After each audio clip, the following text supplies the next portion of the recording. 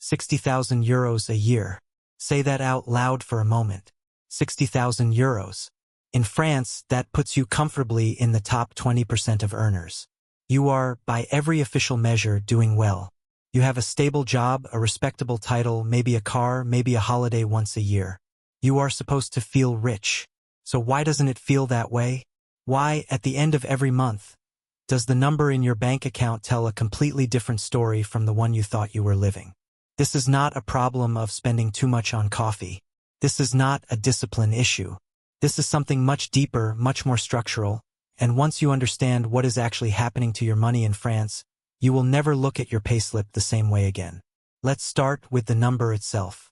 60,000 euros gross per year sounds substantial. It really does. But the moment that salary enters the French system, something begins to happen. First come the cotisations sociales, the employee social contributions. In France, these are not optional. They fund your health care, your unemployment insurance, your pension. Noble causes, all of them. But they consume roughly 22% of your gross salary before you ever see a single cent. That is already over 13,000 euros gone before income tax has even entered the picture. Now commence the impôt sur le revenu. France uses a progressive tax scale. At 60,000 euros gross, after the standard 10% professional deduction, your taxable income falls primarily into the 30% bracket. A single person in this situation takes home somewhere between 36,000 and 38,000 euros net per year. Call it around 3,000 euros net per month. 3,000 euros. That is your real number. Not 5,000. Not 4. 3. And now the real question begins. What does 3,000 euros actually buy you in France in 2025? Let's talk about rent first, because housing is where the trap starts to close. If you live in Paris, a standard two-bedroom apartment in a decent neighborhood costs between 1,600 and 2,000 euros per month. That is already more than half your net income consumed by four walls and a roof. The rent-to-income ratio in Paris now exceeds 36% for average earners, one of the highest in Western Europe. In Lyon or Bordeaux, you are looking at 900 to 1,300 euros for a similar apartment. In Marseille, perhaps a little less. But outside Paris, opportunities shrink, salaries adjust downward, and you find yourself running the same race on a shorter track. Let's say you live somewhere moderately priced. You pay 1,100 euros in rent. What is left? Around 1,900 euros for everything else. Now add utilities. Electricity and gas for a standard apartment in France currently runs between 70 and 120 euros per month. Internet and phone, another 45 to 60. Groceries for a single person or a couple without extravagance, somewhere between 350 and 500 euros. Transport, if you own a car, factor in insurance, fuel at nearly 2 euros per liter, and maintenance. If you use public transport, a monthly pass in Paris runs around 85 euros, and in most French cities between 50 and 70. That is another 100 euros minimum. We haven't mentioned childcare. We haven't mentioned a holiday. We haven't mentioned savings. And we certainly haven't mentioned the taxe foncière, if you are lucky enough to actually own property. Or the tax dehabitation on secondary residences. Or the increasingly expensive energy compliance upgrades now required of landlords, costs that inevitably get passed down to tenants. Run those numbers. After rent, utilities, food, and transport, a person earning 60,000 euros gross in France is often left with somewhere between 400 and 700 euros per month of discretionary income. Money for savings, for emergencies, for life. And yet on paper, this person earns more than 3 times the French minimum wage. On paper, this person is thriving.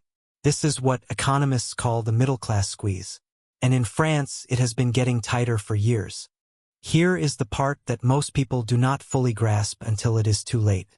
France's inflation between 2021 and 2024 averaged well above the historical norm. Food prices surged. Energy costs spiked. But average net salaries increased by less than 1% per year in real terms over the last decade. The system was not designed for this gap. And the gap has been widening. Think about what that means in practice.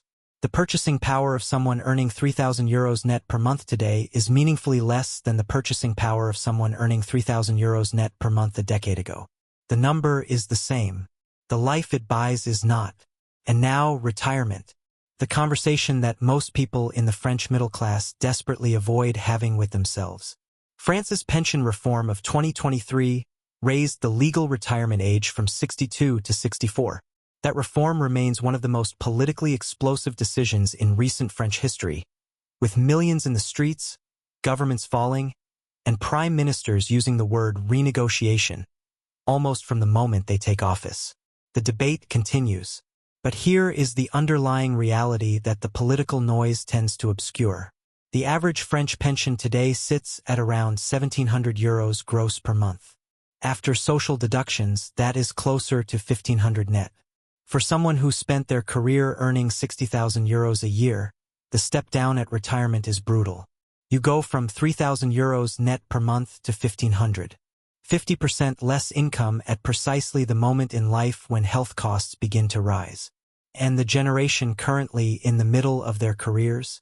Many financial analysts warn that future pensions will be even lower relative to final salaries, as the demographic pressure on the system continues to build. This is the hidden consequence. You work hard. You earn well by French standards. You pay your taxes, your cotisations, your lawyers.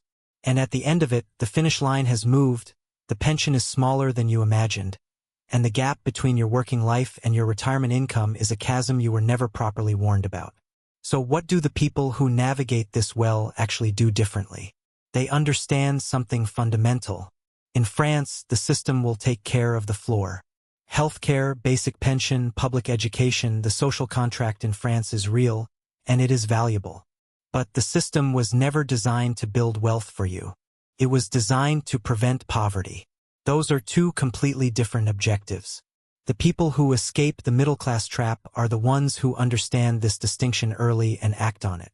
They do not wait for their salary to feel sufficient before they start investing. They treat savings like a non-negotiable expense, not an afterthought.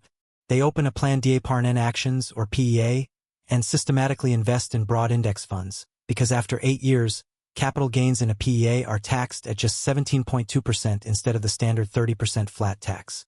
They maximize their plan d'épargne retraite, or PER, which reduces their taxable income today while building a retirement supplement for tomorrow. They think in decades, not months. They also think carefully about property. Not as a guaranteed wealth builder, the French market has demonstrated clearly that property does not only go up, but as a potential asset if the numbers truly work in their specific market and situation. They run the calculations. They do not buy out of social pressure or fear of missing out. The crucial mindset shift is this: in France, your gross salary is a story. Your net salary is a slightly more honest story. But your net worth over time, that is the only number that actually tells the truth about where you are headed. €60,000 in France is genuinely better than average. It is real money, but it is not a shortcut. It is not a guarantee. And it will not feel like wealth unless you are intentional, systematic, and clear-eyed about exactly where it goes and what you are building with what remains. The middle-class trap is real, but it is not inescapable. The first step is simply seeing it clearly. And now you do. If this kind of honest financial analysis is something you want more of, hit that like button, subscribe, and turn on notifications. Every week, real numbers, real consequences, and real strategies, no sugarcoating, no illusions. Just the financial reality of life in France, explained the way it actually is.